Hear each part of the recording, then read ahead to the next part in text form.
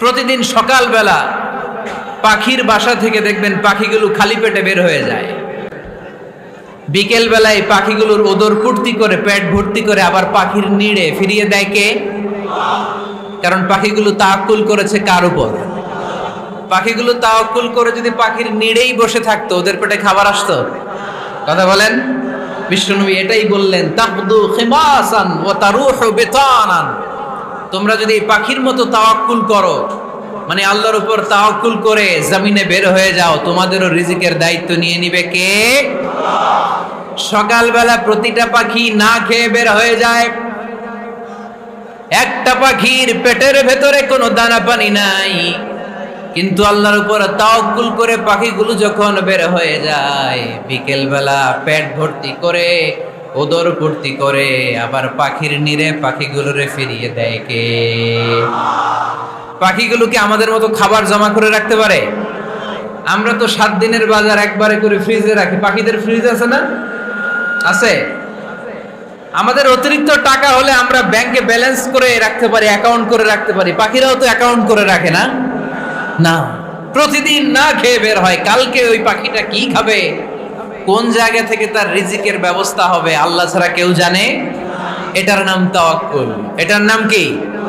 আমাদের সাধ্যের, আমাদের ক্যাপাসিটি, আমাদের ক্যাপাবিলিটির সবটুকু করে আমরা তাওয়াক্কুল করি একজনের উপর। চিল্লায় বলেন তিনি কে? এজন্য ইসলাম আমাদেরকে শিখায়, সালাত যখন শেষ বের হয়ে যাও, কাজে নেমে পড়ো। কাজে কোনো লজ্জা নাই, পরিশ্রমে কোনো লজ্জা আছে? যিনি রিক্সা চালায় এতে তার কোনো লজ্জা আছে? দিনমজুর, কুলি, ঠেলা গাড়ি চালায়, ছোট্ট ব্যবসা করে, এতে কোনো লজ্জা আছে? লজ্জা নাই। খেয়াল রাখবেন, লজ্জা হচ্ছে অলসতায়। লজ্জা কিসে? বিষ্ণু ঈসা ইসলাম বলেছেন, মা আকালা আহাদুন তুআমান কাত্তু খায়রুম মিন আইয়াকুলা মিন আমালি ইয়াদি। নিজ হাতে উপার্জিত খাবারের চেয়ে, অর্থের চেয়ে শ্রেষ্ঠ খাবার পৃথিবীর কোনো মানুষ কোনোদিন ভক্ষণ করে নাই। চিল্লায় এখন সুবহানাল্লাহ। শ্রেষ্ঠতম খাবার নিজ হাতে উপার্জিত খাবার। ঘাম জড়িয়ে যে অর্থ উপার্জন করা হয়, যে ইনকাম করা হয়, এটা হালাল। আর হালাল খেয়ে দোয়া করলে কবুল করে কে? এজন্য খেটে খাওয়া মানুষ, শ্রমজীবী মানুষ আর মেহনতি মানুষদেরকে বিশ্বনবী খুব ভালোবাসতেন। তারা বিশ্বনবীর বন্ধু আর বিশ্বনবী ছিল তাদের বন্ধু। সুবহানাল্লাহ পড়েন। এত ভালোবাসতেন বিশ্বনবী খেটে খাওয়ার মেহনতি মানুষদেরকে। সব সময় বিষ্ণু ইসলাম তাদের জন্য দোয়া করতেন। এজন্য যারা খেটে খায় তারা কপালওয়ালা, তারা মুস্তাজাবুদ দাওয়া। তারা কি? মুস্তাজাবুদ দাওয়া মানে এমন ব্যক্তি যে ব্যক্তি দোয়া করতে দেরি হয় কিন্তু দোয়া কবুল হতে দেরি হয় না। আপনারা এখানে ব্যবসা করেন কে কে? দেখি তো, হাত তুলেন তো। ব্যবসা, মাশাআল্লাহ, অনেক ব্যবসায়ী আছে তো দেখি। আচ্ছা, হাত নামান। চাকরি করেন কে কে? চাকরি, চাকরিও তো অনেক করে দেখি, হাত নামান। প্রবাসী, ছুটিতে দেশে আসছেন। হুজুর আমি আছি। কই? আপনি দেখতে আসছেন? মাশাআল্লাহ। কোন দেশে থাকেন? সৌদি আরব।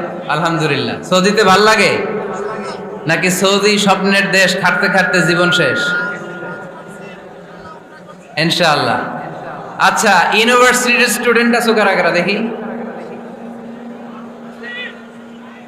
মাশাআল্লাহ, হাত নামাও। ক্লাস 5 থেকে ইন্টারমিডিয়েট পর্যন্ত পড়াশোনা করতেছো, অথবা দাখিল আলিম পর্যন্ত, কারা কারা দেখি? মাশাআল্লাহ, হাত নামাও, হাত নামাও। একবারও যারা হাত তোলেন না এবার তারা হাত তোলেন। আন্নেরা কি করেন? হ্যাঁ, বেকার।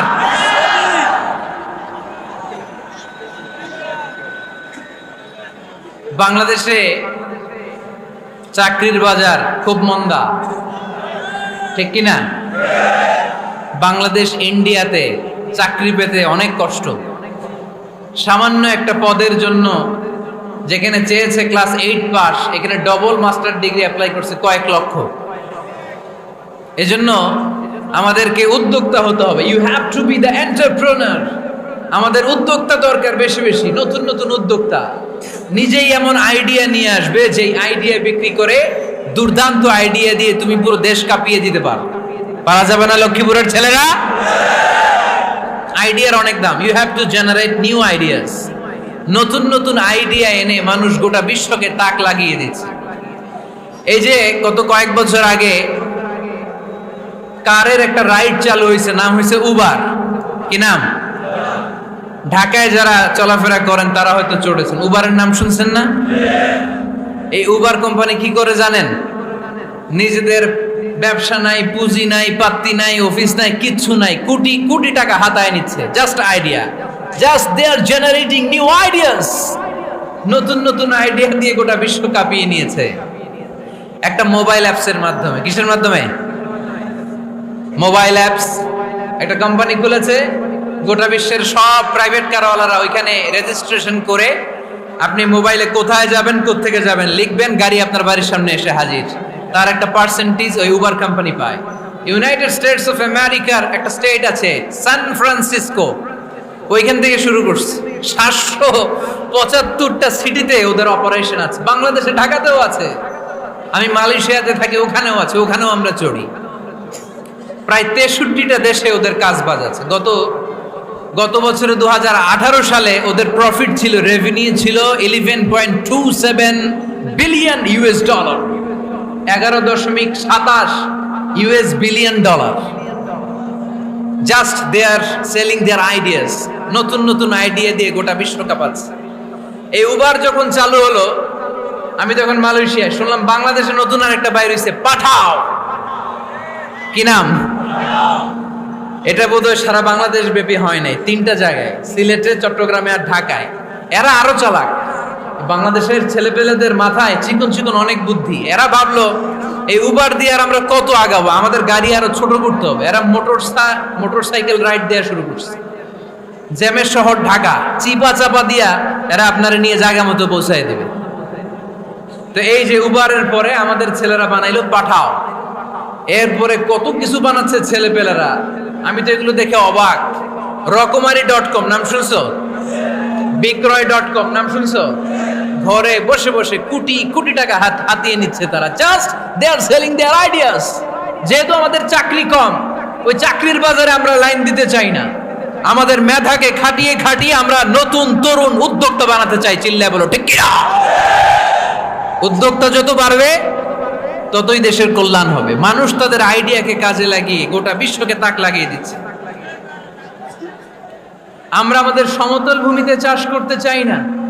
মালয়েশিয়াতে একটা এলাকা আছে ক্যামেরুন হাইল্যান্ড, ওরা পাহাড়ের মধ্যে চাষাবাদ করে গোটা মালয়েশিয়ার খাদ্যদ্রব্যের অভাবকে মুক্ত করে দিয়েছে। পাহাড়ের মধ্যে ওখানে ফুলের বাগান, ক্যামেরুন হাইল্যান্ড প্রায় 6000 ফিট উঁচু, প্রচন্ড ঠান্ডা।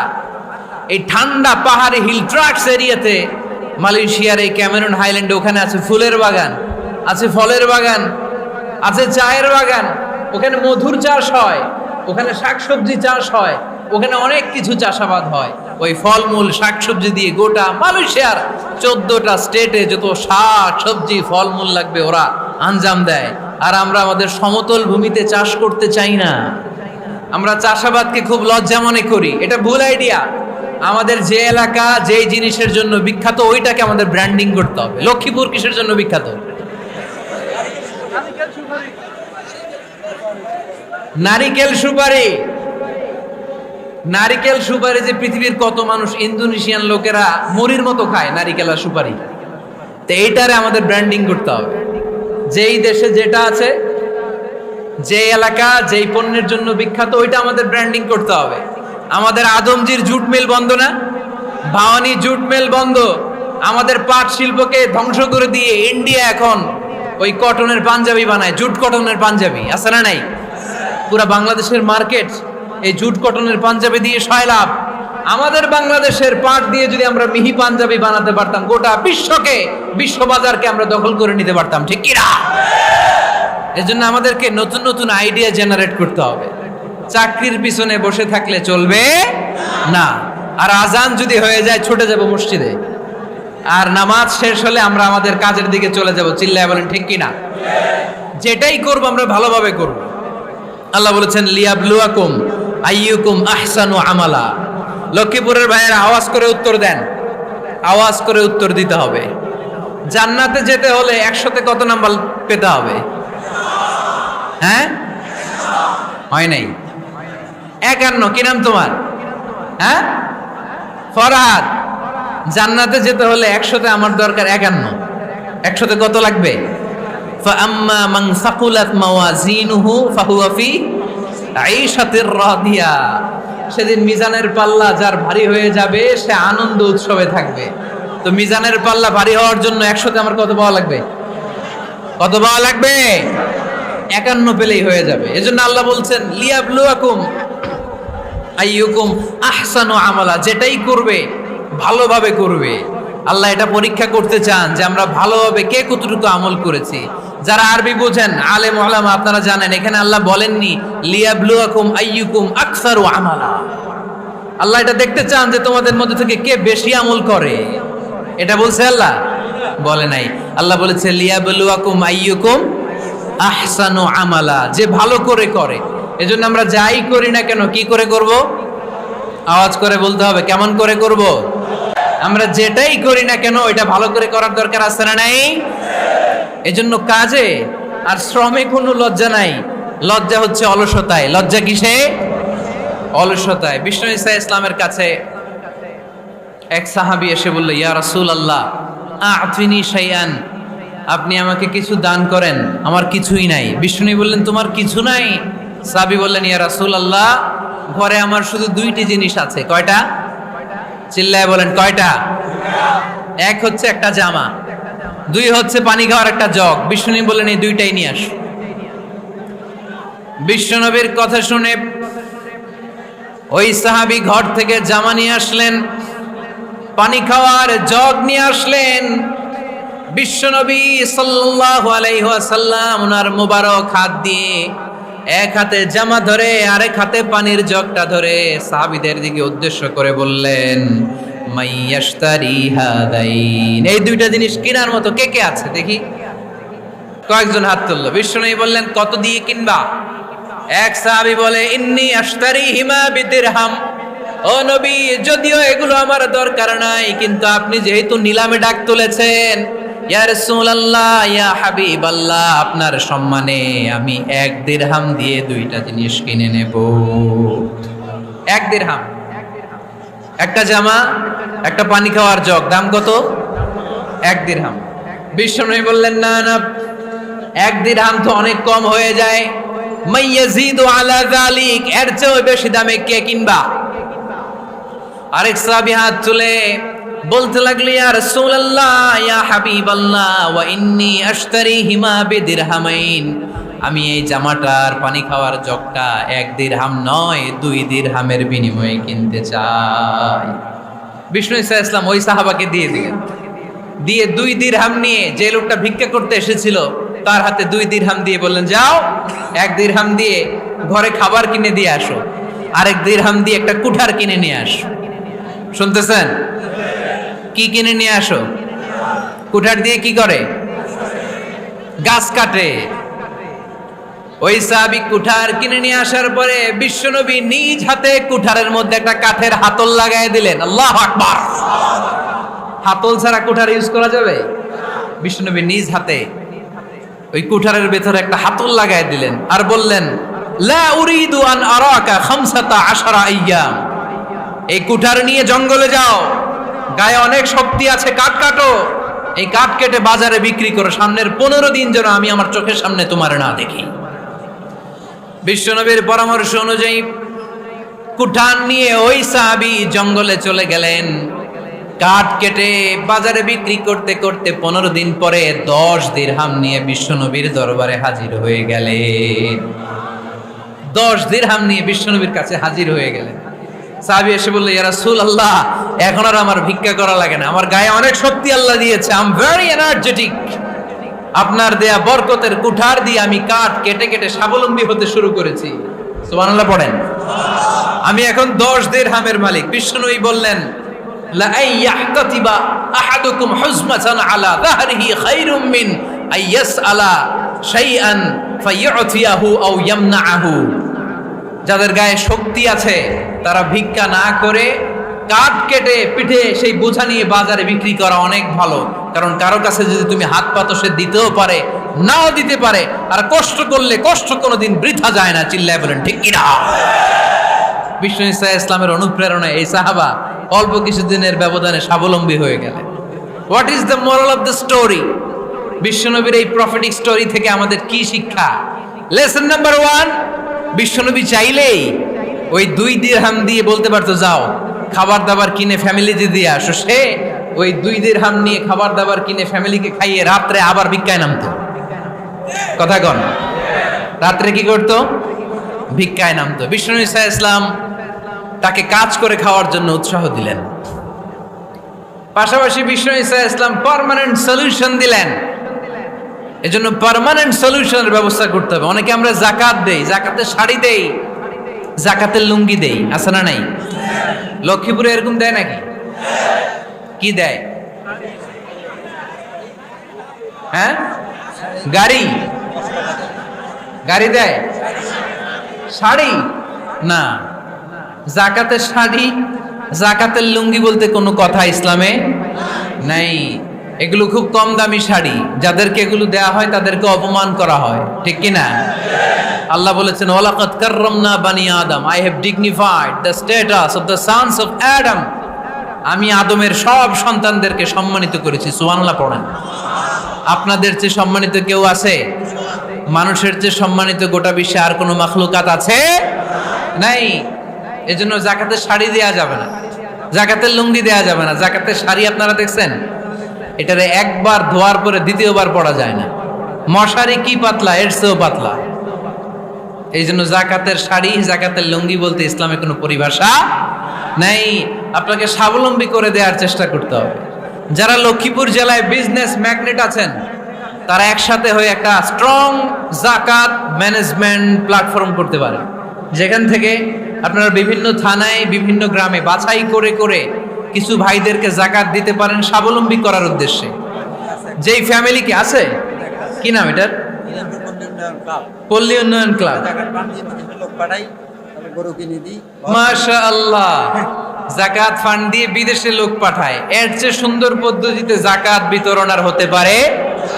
যেই লোকটাকে, যেই ছেলেটাকে বিদেশে পাঠানো হয়েছে, ওই ফ্যামিলিটা আর কোনোদিন যাকাতের শাড়ি নেওয়ার জন্য লাইনে দাঁড়াবে? যেই ছেলেটাকে ওনারা অস্ট্রেলিয়ান গাভী কিনে দিছে, দুধ বিক্রি করে যেই ফ্যামিলিটা স্বাবলম্বী হতে শুরু করেছে, তারা আর কোনোদিন যাকাতের লাইনে যেয়ে দাঁড়াবে না। এজন্য যাকাত দিতে হবে স্বাবলম্বী করার জন্য। ইসলাম আমাদেরকে এটাই শিখিয়েছে, কাজ করে খেতে হবে। কাজে লজ্জা নেই, লজ্জা হচ্ছে অলসতায়। লজ্জা কিসে? আজকের আলোচনা থেকে এটা মুখস্থ করে নিতে হবে, কাজে লজ্জা নেই। লক্ষ্মীপুরের ইয়াংস্টারেরা শ্রমে লজ্জা নেই, পরিশ্রমে লজ্জা নেই, লজ্জা অলসতায়। লজ্জা কিসে? আরো জোরে। নবীরা কি এমনি এমনি বসে বসে খাইছে? কঠিন পরিস্থিতিতেও নবীরা পরিশ্রম করে উপার্জন করা লেগেছে, ঠিক কিনা? সাইয়েদনা মারিয়াম আলাইহিস সালাম, যার নামে আল্লাহ তাআলা কোরআনে একটা সূরা দিলেন, উনি পৃথিবীতে এমন একজন মহিয়সী নারী, যেই নারীর গর্ভে, যেই নারীর পেটের ভেতরে স্বামীর স্পর্শ ছাড়া সন্তান দিয়েছে কে? সাইয়েদনা ঈসা আলাইহিস সালাম পেটে আসলেন।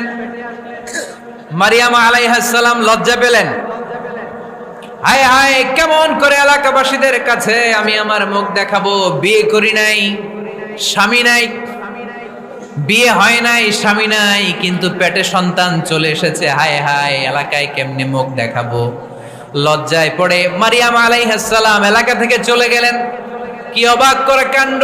বাচ্চা ভূমিষ্ঠ হওয়ার জন্য, বড় হওয়ার জন্য 6 মাস 7 মাস লাগে নাই, পেটে বাচ্চা আসার সাথে সাথে বাচ্চাটারে বড় করে দিয়েছে কে?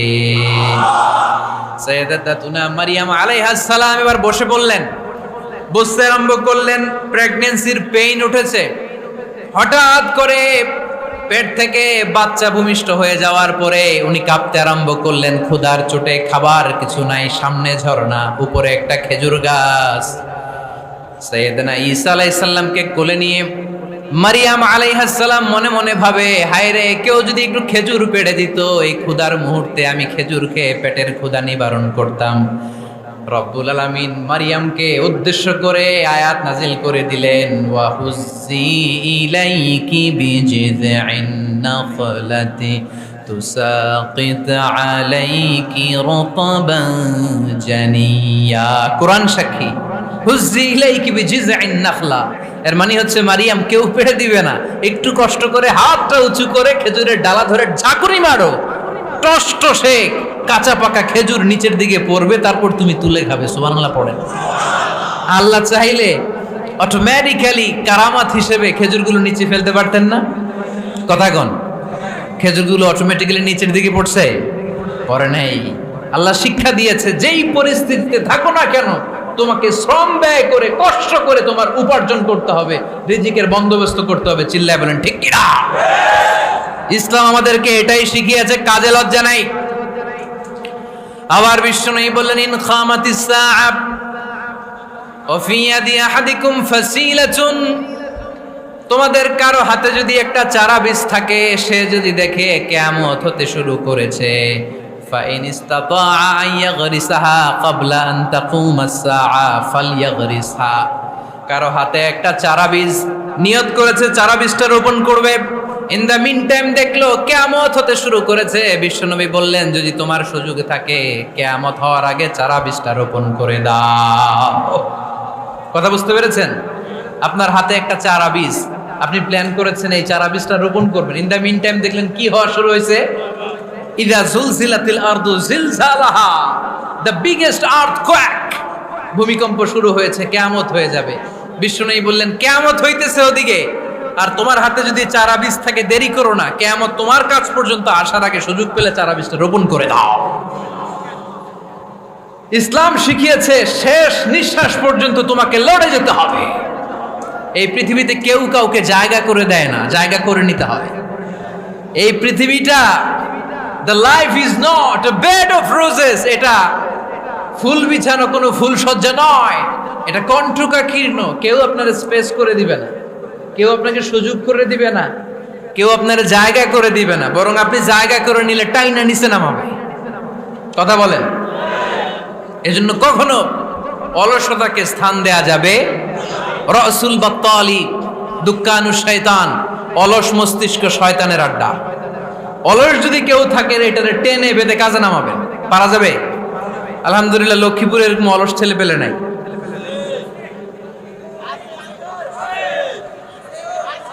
আছে?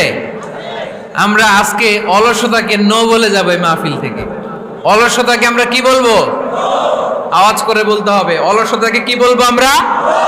আবু বকর অনেক বড় ব্যবসায়ী ছিলেন, ওনার নিজ টাকা দিয়ে হাবাসা থেকে আসা সাইয়েদনা বেলালকে তিনি 20,000 স্বর্ণ মুদ্রা দিয়ে উমাইয়া ইবনে খালাফের কবল থেকে তিনি মুক্ত করেছেন। সাইয়েদনা উসমান যুন্নুরাইন বড় ব্যবসায়ী ছিলেন, নিজের টাকা দিয়ে মদিনার মুসলমানেরা পানি খেতে পারে না, বিইরে রুমা নামে একটা কুয়া ছিল, এই কুয়ার মালিক ছিল ইহুদি। মুসলমানেরা পানি খেতে গেলে এসে বকা দিত, পানি খেতে দিত না। বিশ্বনবী বললেন, আমার সাহাবীদের মধ্যে এমন কি কেউ নাই নিজের অর্থায়নে বীরে রুমা কিনে মুসলমানদেরকে দিয়ে দিবে? সাইয়েদনা উসমান যুন্নুরাইন বলল, ইয়া রাসূলুল্লাহ, আপনার খেদমতে আমি হাজির। মুহূর্তের মধ্যে সাইয়েদনা উসমান যুন্নুরাইন নিজের অর্থায়নে বীরে রুমাটা কিনে মুসলমানদের জন্য সদকা করে দিয়েছে। তো ব্যবসা না করলে, কর্মঠ না হলে, উপার্জন না হলে সদকা করা যাবে? চিল্লায় বলেন করা যাবে? সুনানে তিরমিজির বর্ণনা, বিষ্ণু ঈসা ইসলাম মক্কা থেকে যত সাহাবারা হিজরত করে মদিনায় এসেছে, মদিনাতে কোনো না কোনো সাহাবার সাথে বিশ্বনবী ভ্রাতৃত্বের বন্ধনে আবদ্ধ করে দিয়েছে। সুবহানাল্লাহ পড়েন। এজন্য মক্কা থেকে যারা এসেছে এদেরকে বলে মুহাজির, এদেরকে কি বলে? আর মদিনায় যারা ছিল এদেরকে বলে আনসার, এদেরকে কি বলে? আওয়াজ করে উত্তর দিবেন। মক্কা থেকে যারা এসেছে তাদের নাম মুহাজির, আর যারা মদিনার সাহাবী তাদের নাম আনসার। আজকে এই মাহফিলে লক্ষ্মীপুর এর বাইরে থেকে কারা কারা আসছেন দেখি?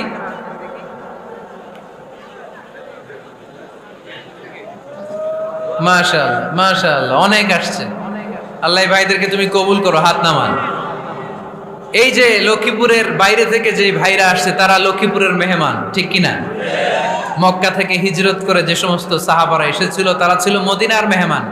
বিশ্বনবী এক এক মক্কার সাহাবীকে মদিনার এক এক সাহাবীর সাথে ভ্রাতৃত্বের বন্ধনে আবদ্ধ করে দিলেন। আব্দুর রহমান ইবনে আউফ রাদিয়াল্লাহু তাআলা আনহু, ওনার সাথে ভ্রাতৃত্বের বন্ধনে যে সাহাবীকে বিশ্বনবী আবদ্ধ করে দিলেন, ওনার নাম হচ্ছে সাআদ ইবনে রাবিয়া। কি নাম? মদিনার অনেক বড় ব্যবসায়ী। বিশ্বনবী বললেন, ও আব্দুর রহমান ইবনে আউফ, সম্পদ ছেড়ে দিয়ে, পরিবার ছেড়ে দিয়ে, স্থাবর অস্থাবর সব ছেড়ে দিয়ে আল্লাহ রাসূলের ভালোবাসায় মক্কা থেকে মদিনায় এসেছো। মদিনায় তোমার চিন্তা নাই, সাদ ইবনুর রবিকে আমি তোমার ভাই বানিয়ে দিলাম। সাদ ইবনে রবি তোমার আপন ভাইয়ের মতো। সাদ ইবনে রবি বলল, আব্দুর রহমান, জীবনে তোমারে কোনোদিন দেখি নাই, তোমারে আমি চিনি না, তোমার নাম শুনি নাই, কিন্তু বিশ্বনবী তো তোমার দায়িত্ব আমাকে দিয়েছে। আমার যে বড় ধনী এই মদিনার মধ্যে দ্বিতীয় কেউ নাই। আজ থেকে তুমি আমার ভাই, আজ থেকে তুমি আমার কি? আল্লাহ আমাকে যত সম্পত্তি দান করেছে তার অর্ধেক সম্পত্তি আমি তোমার নামে দিয়ে দিলাম। ও আব্দুর রহমান ইবনে আউফ, শুধু তাই নয়, রব্বুল আলামিন আমাকে দুইজন স্ত্রী দিয়েছে। কয়জন? তুমি দেখো আমার কোন স্ত্রীকে তোমার বেশি ভালো লাগে, যার নাম তুমি বলবে সাথে সাথে আমি তারে তালাক দিয়ে দিব। তার ইদ্যত পালন শেষে তুমি তাকে বিয়ে করে তোমার সাথে নিয়ে যাবা। সুবহানাল্লাহ পড়ে। কারণ বিশ্বনবী তোমার দায়িত্ব আমার কাছে দিয়েছে, তুমি আমার ভাই, আমি মদিনার সবচেয়ে বড় ধনী, আমার অর্ধেক সম্পদ আমি তোমারে দিয়ে দিব, আমার দুই স্ত্রীর এক স্ত্রীকে তোমারে দিয়ে দিব। সাইয়েদনা আব্দুর রহমান ইবনে আউফ এই কথা শুনে অবাক হলেন। অবাক হয়ে উনিও এক অবাক কথা বললেন। উনি বললেন, লা হাজাতা লি ফি আখি, ও আমার প্রাণের ভাই, তোমার কথা শুনে আমার হৃদয়টা ভরে গিয়েছে, কিন্তু তোমার সম্পদেরও দরকার আমার নাই, তোমার স্ত্রীরও দরকার আমার নাই। বারাকাল্লাহু ফি মালিক ওয়া লি আহলিক, আল্লাহ তোমার মালেও বরকত দেখ, তোমার সম্পদেও বরকত দেখ। তুমি শুধু একটু কষ্ট করবা। কি কষ্ট? দুল্লানি আলা সুক, show me the way to the market. তুমি মদিনায় কোনো মার্কেট আছে কিনা, শপিং মল আছে কিনা, ব্যবসা প্রতিষ্ঠান আছে কিনা আমারে দেখায় দাও। সুবহানাল্লাহ পড়ো। আমরা হইলে কি করতাম? লক্ষ্মীপুরে যারা আসছে এদের একজনকে যদি বলা হয়, ভাই আপনি এখন থেকে লক্ষ্মীপুরের ভাই, আমার অর্ধেক সম্পদ আপনারে দিয়ে দেব, কি করবে? পায়ের উপর পা তুলে খাবে আর বলবে, কি আনন্দ আকাশে বাতাসে। ঠিক কি না? এরপর যদি বলি, ভাই আমার দুই বউ, যেটারে সুন্দর লাগে বলেন তালাক দিয়ে দেই, নিয়ে যান, কি বলবে? কি আনন্দ আকাশে বাতাস। আল্লাহ রাসূলের সাহাবী আব্দুর রহমান ইবনে আউফ বললেন, লা হাজাতা লি ফি, আমার দরকার নাই। দুল্লানি আলা সুক, just show me the way to market. এখানে মার্কেট কই আছে দেখায় দাও। অবাক হয়ে গেলেন সাদ বিন রবি, বললেন, ও আব্দুর রহমান ইবনে আউফ, ঠিক আছে, তুমি যদি নিতে না চাও তোমারে আমি জোর জবরদস্তি করব না। শুনে রাখো, মদিনাতে ইহুদিদের কয়নুকার একটা বাজার আছে। এই কথা বলার সাথে সাথে আব্দুর রহমান ইবনে আউফ চলে গেলেন। এর পরের দিন অল্প কিছু পনির আর ঘি দিয়ে ব্যবসা শুরু করলেন। পনির আর ঘিয়ের ব্যবসা করতে করতে করতে করতে ব্যবসায় তিনি এত লাভ করলেন, উনি বললেন, আমি যদি কখনো মদিনার বালুর মধ্যে হাত দিতাম, ওই বালুটারও সোনা বানায় দিত কে? দুল্লানি আলা সুক। লক্ষ্মীপুরের কর্মঠ যুবক ভাইয়েরা, এ আব্দুর রহমান ইবনে আউফ আমাদের প্রেরণা। উনি অন্যের ঘাড়ে পাড়া দিয়ে খেতে চায় নাই, আরেকজনের উপর ডিপেন্ডেন্ট বা নির্ভরশীল হতে চায় নাই। তিনি স্বাবলম্বী হওয়ার শিক্ষা, লেসন কিয়ামত পর্যন্ত গোটা বিশ্বের যুবকদের জন্য রেখে গিয়েছে। চিল্লায় বলো ঠিক কি না? দুল্লানি আলা সুক, show me the way to market. Market কোথায় দেখাও। পনির আর ঘি নিয়ে ব্যবসা করতে করতে কয়েক মাসের ব্যবধানে ইতিহাস সাক্ষী সাইয়েদনা আব্দুর রহমান ইবনে আউফ মদিনার বিশাল বড় বিজনেস ম্যাগনেটে পরিণত হয়ে গেলেন। চিল্লায় পড়েন আল্লাহু আকবার। এজন্য ব্যবসার ভিতরে বরকত ঢুকিয়ে দিয়েছে কে? বিষ্ণু বললেন, আত-তাজিরা সাদুকাল আমিন মা'আন নাবিয়্যিন ওয়াস সিদ্দীকিন ওয়াস শুহাদা'i ওয়াস সালিহিন। আমানতদার ব্যবসায়ী তারা সাধারণ কোনো মানুষ নয়, কিয়ামতের দিন নবীদের সাথে হাসর হয়ে যাবে। আপনারা যারা ব্যবসা করেন, এটা সাধারণ বিষয় নয়। বিষ্ণু ইসলাম নিজেও ব্যবসায়ী ছিলেন। ওনার জীবনের প্রথমে তিনি খাদিজা রাদিয়াল্লাহু তাআলা আনহার ব্যবসার স্টাফ হয়ে কাজ শুরু করেছেন, এরপর নিজে ব্যবসা শুরু করেছেন। এরপরে খাদিজাতুল কুবরা রাদিয়াল্লাহু তাআলা আনহা সব সম্পত্তি বিয়ের পরে বিশ্বনবীর পায়ের সামনে ঢেলে দিয়েছেন। বললেন, ইয়া রাসূলুল্লাহ, এই সম্পদ আমি আপনাকে দিয়ে দিলাম, আপনি ইচ্ছামতো দিনের প্রয়োজনে খরচ করেন। সুবহানাল্লাহ পড়েন। এজন্য বিষ্ণু ঈসা ইসলাম আমাদের জন্য উপমা, আব্দুর রহমান ইবনে আউফ আমাদের জন্য উপমা। যারা ব্যবসা করেন তারা বিষ্ণু ঈসা ইসলামের সুন্নাহ পালন করছেন। আত-তাজির আস-সাদুক আল-আমিন, বিষ্ণুই বললেন সত্যবাদী আমানতদার ব্যবসায়ী, যে ব্যবসা করতে যে মিথ্যা কথা বলে না। অনেক ব্যবসায়ীরা আছে পণ্য চালানোর জন্য মিথ্যা কথা বলে আর কসম কাটে, আছে না নাই? আহা, এমনটা করা যাবে? সকালবেলা স্ত্রীরে বলে, এই গরুগুলা বিক্রি করবো, তুই একটা দাম কত কমো? স্ত্রীরে শিখাই দিচ্ছে, এই গরুর দাম তুই 40,000। তো বউ বলে ঠিক আছে, দাম কইলাম 40,000। তো এরপরে বাজারে যখন গরু বিক্রি করতে যায়, একজন যখন বলে যে ভাই এটা 30,000 টাকা দিয়ে কিনবো, কয় ভাই আল্লাহর কসম সকালে একজন 40,000 দাম কইছে, আমি দেই নাই। আছে না নাই? কৌশল করে, বউরে শিখাইছে সকালে, কই তুই দাম কর 40,000। তো বাজারে যে সকালে একজন দাম করছে, দাম করে কইছে 40,000 দেই নাই, আপনারা 30,000 কেমনে দেই? এরকম ডাকাইত আছে না নাই? আলহামদুলিল্লাহ লক্ষ্মীপুরে এরকম লোকজন নাই। আরে নাই, আমি কই নাই, এরা কই আছে। লক্ষ্মীপুরের মানুষ খুব ধার্মিক, আমি জানি। লক্ষ্মীপুর, নোয়াখালী, ফেনী এই বেল্টের লোকজন খুব আল্লাহওয়ালা। এদের মধ্যে আল্লাহওয়ালার সংখ্যা বেশি, এখানে আলেম ওলামা বেশি, এখানে মসজিদ মাদ্রাসা বেশি। এই জন্য এই জেলাগুলোতে আল্লাহর রহমতও বেশি। আল্লাহ তুমি এই জেলার ছেলেবেলাদেরকে, এই জেলার লোকদেরকে তুমি কবুল করো, মা বোনদেরকে তুমি কবুল করো। সম্মানিত ভাইয়েরা, এজন্য আজকের মাহফিল থেকে আমরা যেটা শিখলাম সেটা হচ্ছে পরিশ্রমে কোনো লজ্জা আছে? আমরা কাজ করে খাবো, ঠিক কিনা? Never underestimate any job. যুবক ভাইয়েরা, লক্ষ্মীপুরের যুবক ছেলেরা শুনতেছ? এরকম আওয়াজ করতে হবে, কান খাড়া করে শোনো। Never underestimate any job. কোন চাকরিকে ছোট করে দেখা যাবে whether it's small or big, you don't care. এটাতে কেয়ার করা যাবে না। ছোট্ট চাকরি পাইলেই ঢুকে যাবা, বড় অফার আসলে পরে ঢুকবা। এটা ছোট কাজ, এটা হোটেলের ওয়েটার, এটা ছোট্ট স্টাফ, এটা কেরানি না। কাজ কাজই, কাজের মধ্যে কোনো ছোট বড় নাই। খেটে খাওয়া মানুষকে বিশ্বনবী অনেক সম্মান করতেন। বিষ্ণু ঈসা ইসলাম খেটে খাওয়া মানুষদেরকে এত ভালোবাসতেন, বিদায় হজের মতো এত গুরুত্বপূর্ণ ভাষণও এই মেহনতি মানুষদের কথা বাদ যায়নি। সুবহানাল্লাহ পড়বেন না? দিনটা ছিল জুমাবার। বিষ্ণু ঈসা ইসলাম আরাফাতের ময়দানে দাঁড়িয়ে ঐতিহাসিক একটা ভাষণ দিলেন। এই ভাষণের নাম হলো বিদায় হজের ভাষণ। এই বিদায় হজের ভাষণেও খেটে খাওয়া মানুষের কথা বিশ্বনবী বাদ দেয় নাই। বিশ্বনবী বলেছেন, আরিক্কাকুম, খবরদার, অধীনস্থ কর্মচারীদের সাথে খারাপ আচরণ করো না। আতঈমুহুম মিম্মা তাকুলুন ওয়াকসুহুম মিম্মা তালবিসুন। খবরদার, মনে রেখো, তোমরা যা খাবে তোমাদের অধীনস্থ কর্মচারীদেরও তা খাওয়াবে, তোমরা যা পড়বে তাদেরও তা পড়াবে। বিশ্বনবী শেষ নিঃশ্বাস ত্যাগ করে যাওয়ার আগে যেই কয়েকটা কথা বলেছিলেন তার মধ্যে মেহনতি মানুষদের জন্য কথা আছে না নাই? বিষ্ণু ঈসা ইসলাম যখন শেষ নিঃশ্বাস ত্যাগ করবেন, তিনি বলেছিলেন, আসসালাত আসসালাত, উম্মতেরা নামাজ নামাজ, নামাজ ছেড়ে দিও না, নামাজ তরক করো না, নামাজ কাজা করো না। আর বলেছিলেন, ওমা মালাকাত আইমানুকুম, অধীনস্থ কর্মচারীদের সাথে খবরদার খারাপ আচরণ করো না। যারা কর্মচারীদের সাথে খারাপ আচরণ করে, যারা মানুষের কাছ থেকে শ্রম নিয়ে কাজ করিয়ে টাকা দেয় না, কিয়ামতের দিন তাদের বিরুদ্ধে মামলা দায়ের করবে কে? কে করবে? হাদিসে কুদসি সাক্ষী বিষ্ণু ঈসা ইসলাম বলেন, আল্লাহ তাআলা ফরমান, আনা খাসমুহুম সালাসাতুন আনা খাসমুহুম ইয়াউমাল কিয়ামা। তিন শ্রেণীর ব্যক্তির বিরুদ্ধে আল্লাহ বলেন, আমি নিজেই কিয়ামতের দিন মামলা দায়ের করব। I will be against them in the day of judgment.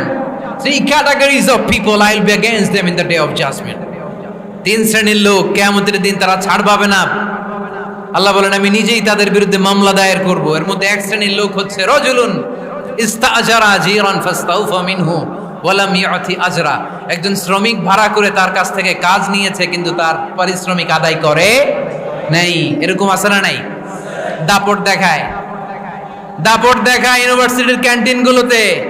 ইউনিভার্সিটির ক্যান্টিনে যে খায় মাগার বিল দেয় না, এরকম ডাকাইত আছে না নাই? চায়ের দোকানে চা খায় পরে দিমু, বিল দেয় না, আছে না নাই? দোকানে যে পণ্য কিনে বিল দেয় না, পরে দিমু, আছে না নাই? কিয়ামতের দিন আল্লাহ তোর এই মাস্তানি ছুটাবে, চিল্লা এখন ঠিক কি না? আনা খাসমুহুম, আমি নিজেই তাদের বিরুদ্ধে মামলা দায়ের করব। কথাটা কার? আল্লাহ। এজন্য বিশ্বনবী বললেন খবরদার, মেহনতি মানুষ, খেটে খাওয়া মানুষ, এদের দোয়া কবুল হয়ে যায়। আতুল আজিরা আজরাহু ক্বাবলা আন ইয়াজিফা আরাকুহু। খবরদার, বিশ্বনবী বললেন শ্রমিকের ঘাম শুকিয়ে যাওয়ার আগে তাদের পারিশ্রমিক মিটিয়ে দাও। বিশ্বনবীর বিখ্যাত হাদিস, আতুল আজিরা আজরাহু ক্বাবলা আন ইয়াজিফা আরাকুহু। শ্রমিকের ঘাম মাটিতে লাগার আগে, শুকিয়ে যাওয়ার আগে তাদের পারিশ্রমিক মিটিয়ে দাও। কেননা তারা যদি বদদোয়া করে তোমার জীবনকে জাহান্নাম বানিয়ে দিবে কে? বিষ্ণু ইসা ইসলাম সব সময় খেটে খাওয়া মানুষদেরকে আগলে রাখতেন।